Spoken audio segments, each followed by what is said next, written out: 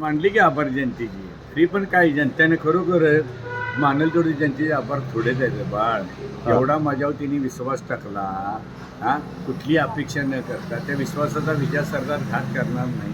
बरोबर आहे की. स्वतःच्या स्वार्थासाठी आमिषाला बळी पडणारा सरदार नाही आहे, तत्वाला बांधणारा आहे. आणि असंच तुमचं माझ्या प्रेम असून द्या, असंच माझ्या तुम्ही पाठीशी राहा. एक दिवस आपला इतिहास घडेल, लक्षात ठेवा. मी माझ्या जनतेला हेच आवाज करतो. स्वराज्य स्थापन करताना अनेक गोष्टी अडचणीत आल्या, पण शिवाजी महाराज डगमगले नाही. कारण आपण छत्रपती शिवाजी महाराज, छत्रपती शाहू महाराजांचा मावळा आहे.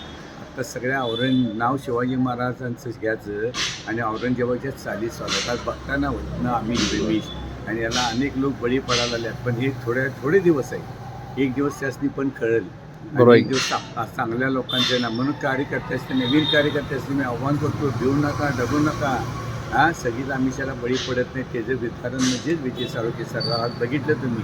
त्यामुळे ह्याच्या पुढचे ह्यांना आणि जी अशी घराणेशाही चालली आहे, पैशाची जी यांना घमंड आहे, त्यांना त्यांची घमंड उतरून टाकवा. जनता ही श्रेष्ठ आहे, लक्षात ठेवा. हेच माझं तुम्हाला सांगणं आहे. परत एकदा मी सर्व जनतेचा आभार मानतो.